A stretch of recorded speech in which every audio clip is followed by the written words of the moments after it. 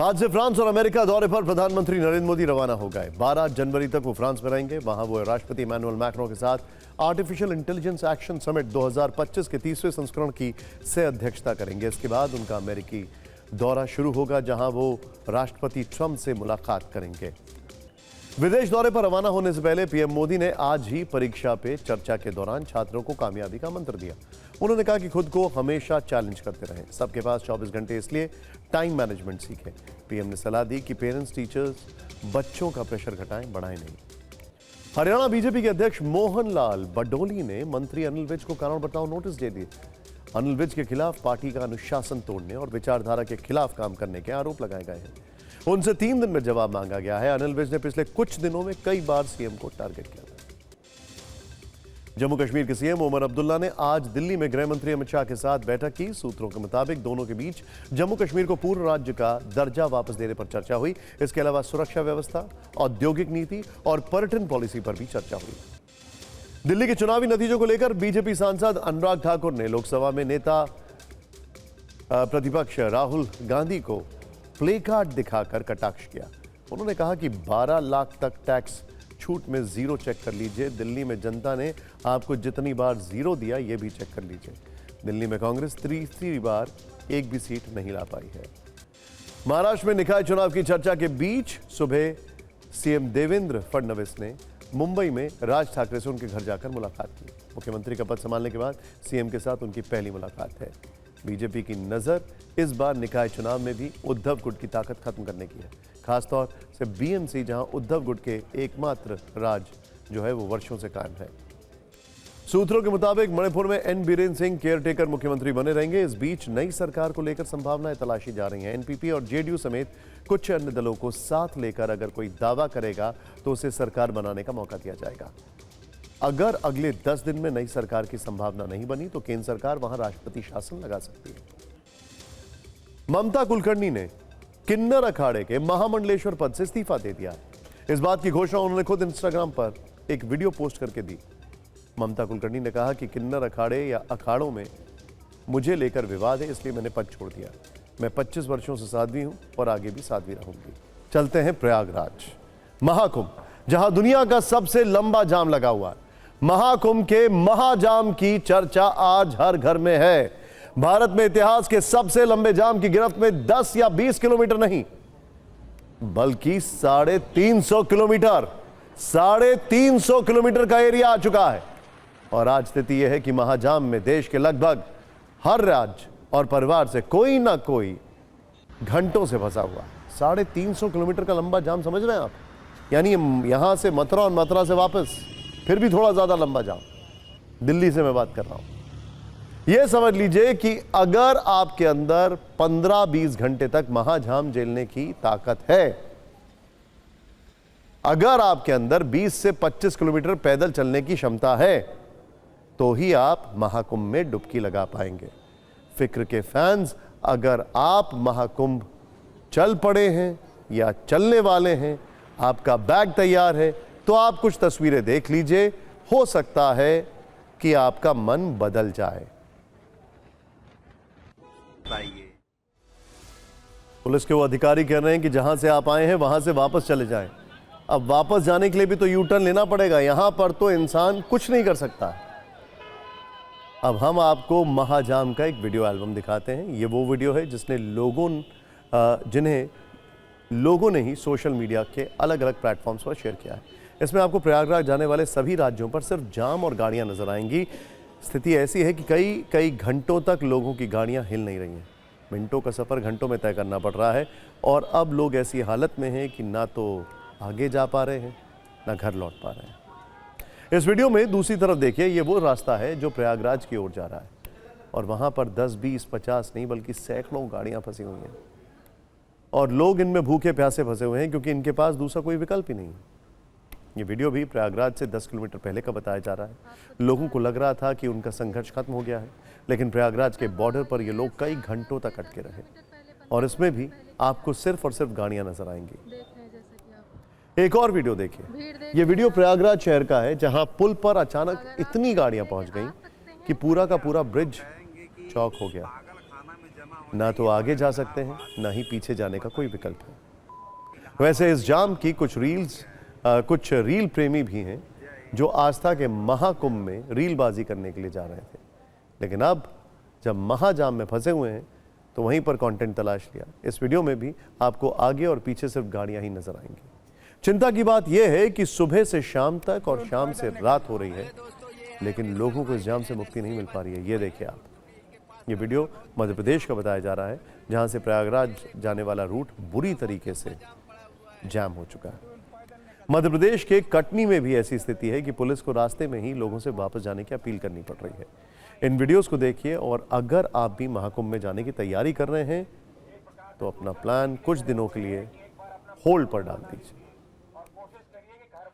खैर, मतलब साफ है कि महाकुंभ में आस्था की डुबकी और पुण्य कमाने की डगर अत्यधिक कठिन हो चुकी है। प्रयागराज और आसपास के इलाके ठप पड़ चुके हैं। गाड़ियां तो छोड़िए, राहगीर भी रेंग रहे हैं। गाड़ियों के बोझ से सैकड़ों का दम टूट रहा है। भारत के इतिहास में ऐसा ना पहले आपने कभी सुना होगा, ना ही देखा होगा। अगर आप भी महाकुंभ यात्रा का प्लान कर रहे हैं तो कुछ फैक्टर्स जो है उनको समझ लीजिए। महाकुंभ के अलग अलग रास्तों से प्रयागराज तक दुनिया का सबसे बड़ा जाम लगा हुआ है। चारों दिशाओं से निकले लाखों श्रद्धालु जाम की गिरफ्त में फंस चुके हैं। वो पुलिस नहीं बल्कि सड़क की गिरफ्त में है, तो एक तरह से इसे आप रोड अरेस्ट कह सकते हैं। 2 घंटे का रास्ता तय करने में 8 से 10 घंटे लग रहे हैं। महाकुंभ आने वाले अलग अलग रास्तों पर 10 से 12 घंटे लोग जाम में फंसे हैं। प्रयागराज और मध्य प्रदेश के जबलपुर में के बीच 350 किलोमीटर की दूरी है और 350 किलोमीटर का यह रास्ता भी चौक हो चुका है, यानी 300 किलोमीटर से ज्यादा लंबा जाम लग गया है, जिसमें आज थोड़ा सुधार दिखा। हालांकि परेशानी अभी कम नहीं हुई है। महाजाम की वजह से अब खाने पीने और वॉशरूम की दिक्कतें हो रही हैं। दावा है कि हर घंटे 6 से 7 हजार गाड़ियां प्रयागराज पहुंच रही। प्रयागराज के संगम रेलवे स्टेशन को 14 फरवरी तक के लिए बंद कर दिया गया है। अब सवाल है कि जब 3 प्रमुख स्नान हो गए, अमृत स्नान भी खत्म हो चुका है, तो फिर इतनी भीड़ अचानक कैसे उमड़ पड़ी कि सब कुछ चोक हो गया। महाकुंभ में मौजूद हमारे संवाददाता मनीष वर्मा ने बताया कि लाखों लोग ये मानकर चल रहे थे कि जब कुछ प्रमुख स्नान हो जाएंगे तो भीड़ कम हो जाएगी, फिर महाकुंभ प्रस्थान करेंगे, इसीलिए वो इंतजार कर रहे थे। लेकिन ऐसा सोचने वाले लोगों की संख्या पहले आए श्रद्धालुओं से भी शायद ज्यादा थी। इसीलिए जब वो चारों दिशाओं से निकले तो प्रयागराज तक आते आते स्थिति महाजाम में तब्दील हो गई। दूसरी वजह यह है कि महाकुंभ का जिस तरह से प्रचार किया गया, सोशल मीडिया पर जो वीडियो और रील्स लोगों ने देखे, वो भी अब एक वजह बन चुकी है। लोग भागे भागे महाकुंभ चले आ रहे हैं। ऐसा लग रहा है कि देश के सारे रास्तों का संगम प्रयागराज में हो रहा है। एक वजह यह भी रही कि जिले की सीमाओं पर जिनको रोका गया था, उनको भी जब आगे जाने के लिए छोड़ा गया तो भीड़ अचानक पड़ गई। आपको बता दें कि अभी 2 प्रमुख स्नान बाकी हैं।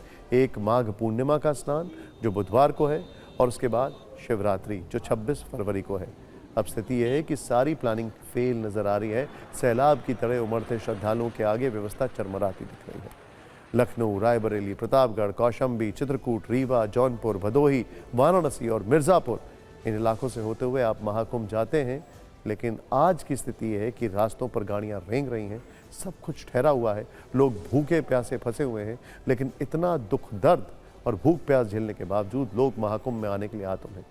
144 साल बाद बने संयोग को लेकर लोगों में जबरदस्त उत्साह है। हालांकि व्यवस्था के प्रति उनकी नाराजगी भी झलक रही है।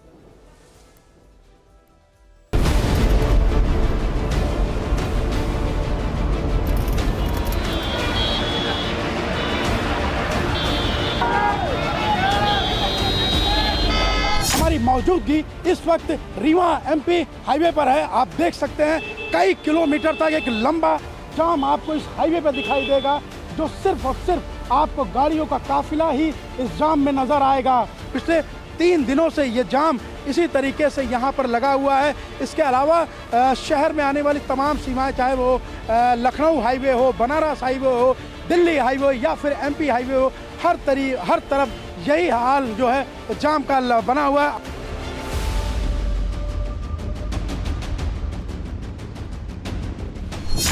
टाइम हुआ जाम में फंसे हुए? 5 घंटे हो गए। 5 घंटे से जाम में फंसे हुए हैं? 5 घंटे से ऐसे फंसे हुए हैं हम लोग।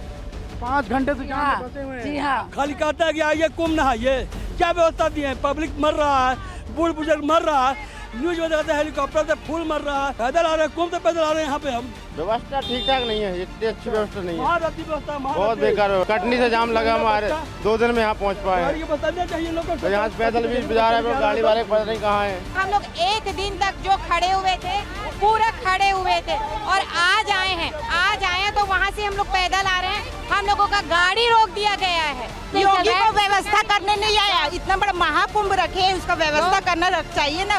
बच्चे आ रहे, बुजुर्ग आ रहे, कुछ भी नहीं।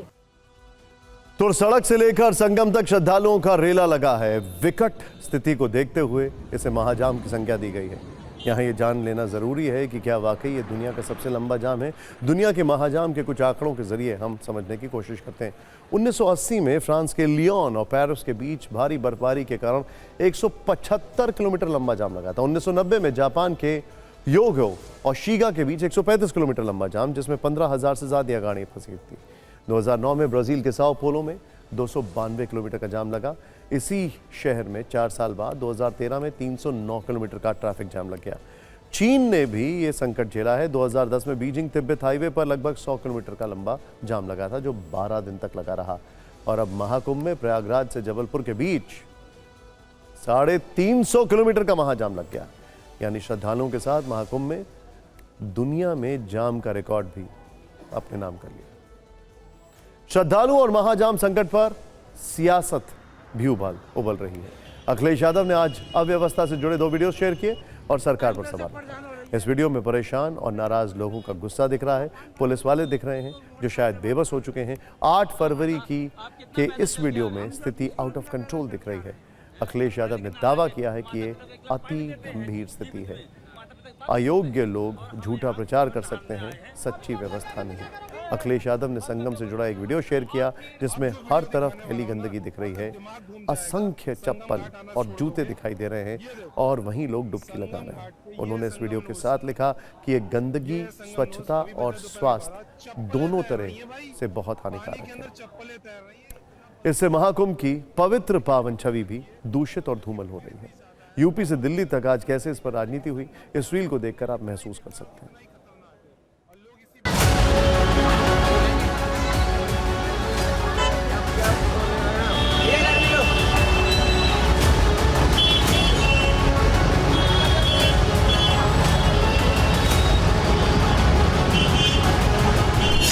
व्यवस्था होगी जब ठीक तरीके से व्यवस्था नहीं की जाएगी। जब सिर्फ अपने नाम को प्रचार करने के लिए ही कुछ लोग ऊपर बैठे हैं, नीचे जनता के साथ क्या हो रहा है इसकी परवाह नहीं करेंगे तो यही होगा। आप लोग सनातनियों पर आप लोग टिप्पणी ना करें। वो अपने प्रेम में, अपने विश्वास में स्वयं गाड़ी घोड़ा लेके जा रहे हैं, उनको जाम में भी आनंद आ रहा है, उनको सब आनंद आ रहा है। आप लोगों की पीड़ा हम नहीं समझ पा रहे हैं। ये क्या जगने दो भाई, कई 100 साल बाद सनातन जगह है, उस पर भी टिप्पणी, उस पर भी राजनीति, ये बहुत।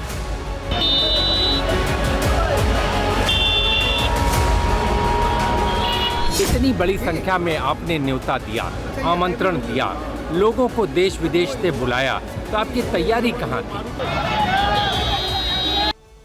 फिक्र में अब पॉलिटिकल फाइल खोलते हैं। दिल्ली का जनादेश आ चुका है, लेकिन खलबली पंजाब में मची है। आम आदमी पार्टी की सरकार दिल्ली में गई, लेकिन हलचल पंजाब में देखी जा रही है, जिसने अरविंद केजरीवाल की टेंशन बढ़ा दी है। हार पर मंथन से ज़्यादा शायद अब पंजाब की चिंता है, क्योंकि दिल्ली के बाद यही राज्य उनके पास है जहां वो काफ़ी मजबूत स्थिति में है। लेकिन राजनीति में सब मौके की तलाश में रहते हैं और केजरीवाल ऐसा कोई मौका किसी को देना नहीं चाहते। शायद इसलिए दिल्ली में कल पंजाब के सीएम और मंत्रियों के साथ विधायकों की बैठक बुलाई गई है। बैठक में दिल्ली के नतीजों पर चर्चा हो सकती है।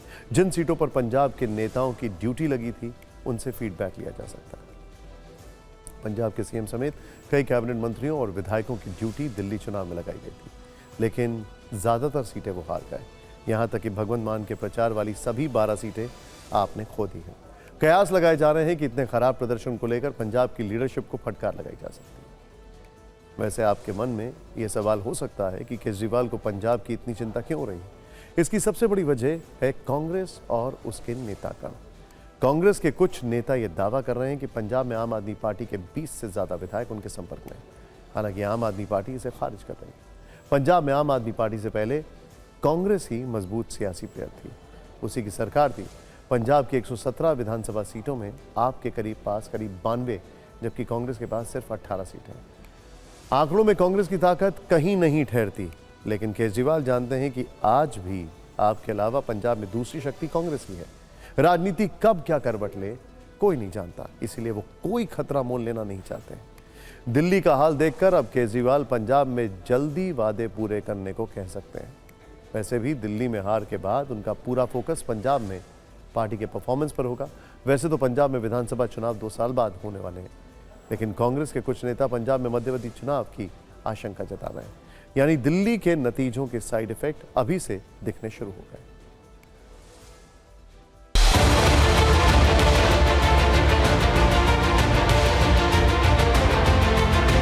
हमारे साथ सभी टच में हैं, उनसे बात जब करते हैं ऑफिशियली अनऑफिशियली, तो वो कहते हैं कि क्या बनेगा, कैसे करेंगे। पंजाब के हालात बहुत बुरे हैं, ये कंट्रोल नहीं कर सकता, ये किसी को मिलता नहीं। आप पंजाब में उनकी सरकार जाएगी और वहाँ मिड टर्म पोल। हमें करप्ट आदमियों को लेने की जरूरत ही नहीं, झूठ बोलने वाले को हम क्यों लेंगे। हमारी कांग्रेस के पास हर एरिया में हमारे लीडर कायम है। पूरे दे पूरे सीएम साहब समेत मंत्री MLA ਅਸੀਂ सब लोग अरविंद केजरीवाल ਦੇ ਨਾਲ अपनी पार्टी के कौमी कन्वीनर ਦੇ ਨਾਲ ਆ। जो डायरैक्शन देंगे पंजाब पार्टी ਨੂੰ मजबूत कर ली ਜਾਂ ਹੋਰ ਕਿਤੇ ਡਿਊਟੀ ਲਾਉਂਦੇ ਆ ਉਹ ਕਰਾਂਗੇ। प्रताप बाजवा तो निरा झूठ बोलते रात तो लैके सवेर तक। उनको दसे ना वो भरा के संबंध च भरा वो बीजेपी का तुरा फिरदा। अरविंद केजरीवाल जी अब भगवंत मान जी को नालायक बताकर, इनएफिशिएंट बताकर, उन्होंने औरतों का 1000 रुपया देने का वादा पूरा नहीं किया, पंजाब में नशा नहीं वो रोक पा रहे, पंजाब के लॉ एंड ऑर्डर हालात ख़राब हो गए हैं, ये कहकर भगवंत मान जी को हटाना चाहते हैं और खुद अपने MLO से ये कहलाकर कि अरविंद केजरीवाल अच्छे आदमी, इनको मुख्यमंत्री बनाओ, ऐसा वो सपना देख रहे हैं। हम तो चाहेंगे भगवान करे 5 साल पूरी सरकार चलाएं और जब 5 साल हों फिर हम लोगों में जाएं भी ये क्या वादे किए थे और क्या इनके हालात हैं, फिर अपनी बात है जो हम लोगों में रखेंगे। कांग्रेस दावा कर रही है कि कई विधायक जो है हमारी पार्टी के उनके संपर्क में सरकार गिर सकती है। कांग्रेस ऐसी कामों में माहिर है, पर कांग्रेस रही नहीं कहीं, वो प्रजाति अभी लुप्त हो चुकी है। जैसे मैंने कहा डायनासोर्स आ सकते हैं लेकिन कांग्रेस मुश्किल। बात दिल्ली की हो रही है तो दिल्ली की एक हाई प्रोफाइल सीट मुस्तफाबाद की चर्चा भी जरूरी है। नतीजों के बाद मुस्तफाबाद अब अपने नाम के कारण ट्रेंड कर रहा है। मुस्तफाबाद ये नाम है, वहां से चुनाव जीतकर बीजेपी विधायक बने मोहन सिंह बिष्ट की आंखों में खटक रहा है और ये नाम बदलने को लेकर उन्होंने जो ऐलान किया है उसने दिल्ली की संसद तक सियासी शोले भड़का दिए। पहले तो ये जान लेते हैं कि मोहन सिंह बिष्ट ने आखिर ऐसा क्या कहा जिस पर पॉलिटिकल डिबेट छिड़ गई है। उन्होंने कहा कि मुस्तफाबाद का नया नाम शिवपुरी या शिव विहार रखा जाएगा। विधायक के मुताबिक ये यहाँ करीब 58% आबादी हिंदू है, तो उनकी भावनाओं का ध्यान रखा जाना चाहिए।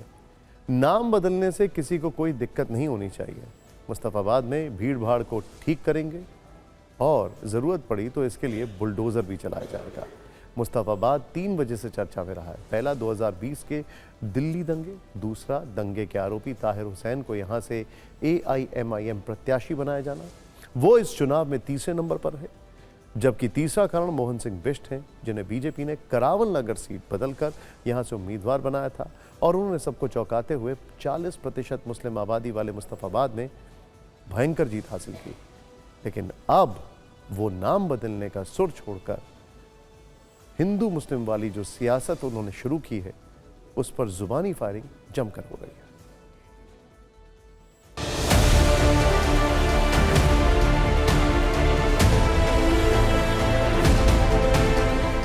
मुस्तफाबाद विधानसभा का नाम तो मैं बदलूंगा ही, शिवपुरी या शिव विहार में रखूंगा, लेकिन शिव के नाम से यदि रखा होगा तो विकासशील के प्रति मेरी सोच होगी। अगर इस तरह की धर्म को लेकर, नाम परिवर्तन को लेकर आप हालात बदलिए ना, पे काम नहीं करेंगे, नाम जितने मर्जी बदल लें, ये दिल्ली है, ये ना केजरीवाल को बख्शा ना आपको बख्शेंगे। एक बार भाजपा की सरकार का दिल्ली में गठन हो जाए, सरकार कार्यभार संभाल ले, तो जब जितने भी विषय आते हैं सरकार उस पर उचित निर्णय लेती है। नाम बदलने से कौन सा देश का विकास हो जाएगा? ये सिर्फ लोगों को भ्रमित करने का एक तरीका है, मेन मुद्दों से भटकाने का एक वो है। नाम बदलने से कोई फायदा हो रहा है तो बदलो, खूब बदलो, किसी को कोई एक्शन नहीं है। और नाम बदलने में है क्या? मुस्तफाबाद हो या शिवपुरी हो, चीज तो वही रहेगी। भाई साहब ये जो हो रहा है सही हो रहा है बिल्कुल, क्योंकि यहाँ एकता है नहीं। ठीक है जी, जहाँ एकता होगी वो सारे काम होंगे। वहाँ पे सबसे बड़ी बात होती है एकता की। मुस्तफाबादी है इसका नाम, और मुस्तफाबादी रहना चाहिए। अच्छा, सबसे बड़ी बात तो ये है, जो चीज शुरू से आ रही है तो वो अब भी रहनी चाहिए मुस्तफाबादी। डेवलपमेंट होना चाहिए, नाम बदलने से क्या मतलब होगा? डेवलपमेंट होना चाहिए, काम हो तो बात है।